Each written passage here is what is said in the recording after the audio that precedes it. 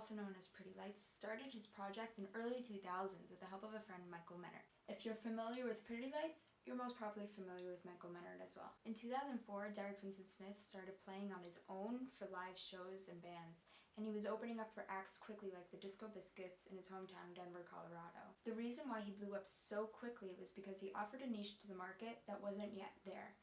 His music can be defined as sampling of jazz and blues records, mixing in R&B and hip-hop. The reason why I'm talking about Pretty Lights this week isn't just because he's trying to master his craft, rather that he's almost there, but not quite there. This is an opinion.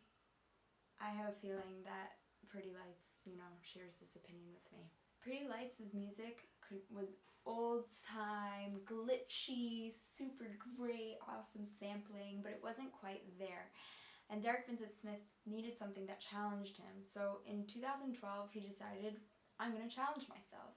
He doesn't have a classic history and background in music, so he decided to kind of push himself out there and see what he could learn by teaching others. He traveled around the States, to Brooklyn, New Orleans, to Denver. I'm assuming he also went to the West Coast. He recorded hundreds of different musicians and hundreds of different instruments, where he's standing there trying to tell these, these windpipes players, be like, can you do a boop boop boop? And they're like, what? A boop boop boop? And he's like, yeah, like a boop boop, a boop boop. And they're like, you fucking crazy? And then they're like, okay, let's try this. And they try it, and then they start slowly gaining respect for him because, damn, he actually knows what he's doing. He has an ear for music, even though he's never been classically trained and he doesn't really know music theory. Along with the release of his album, A Color Map of the Sun, he released a parallel album, which is the records of all the instruments, reels and breaks and yada yada, without any editing, without any mixing, and a documentary recording his path, on recording all these different artists, these singers, these different musicians, and these different instruments. Anything that he could get his hands on, he got his hands on. The second part of the documentary focuses on his creation of the music rather than his directing of the music. In 2013, he decided to go old school electronic, sat down with analog computers, and started wreaking freaking havoc. Analog and electronic is really the creator of electronic music. Essentially, you have a machine that takes a certain sound frequency, whatever it is, inputs a certain, it puts it into this certain function, algorithm, and then you have a different output. An old school analog, setup is just a bunch of different boxes. Each one does its own little things with different wires, and they're plugins. You essentially plug them in, and there's little knobs, and you go and you figure out what you want. What's crazy about analog music is that once you have it, you can't replicate it again. You can't get it back down perfectly because it is man controlling machine. Modern softwares like Ableton lets you do this all on your own. You can download your own plugins, buy in your own plugins, but it's nothing like actually messing around with the analog music.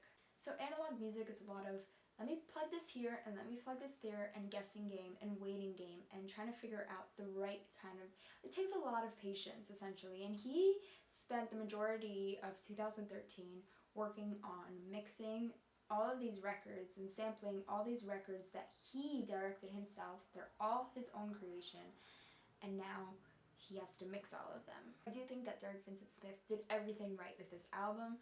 I love every aspect of it. About a year later, after releasing the album, he also released an official album of remixes, which is, you can check out everything on his website. It's completely free, Pretty Lights Music, along with a bunch of other artists like Break Science, Grammatic, and Grizz are all on his record, and they give out their music for free, which is absolutely wonderful. Pretty Lights makes the majority of his music from live shows and touring.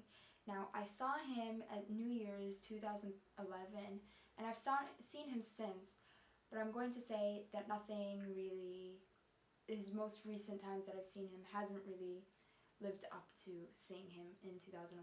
In 2011, he absolutely blew my mind, and you know, in 2014, 2013, he wasn't bringing everything to the table.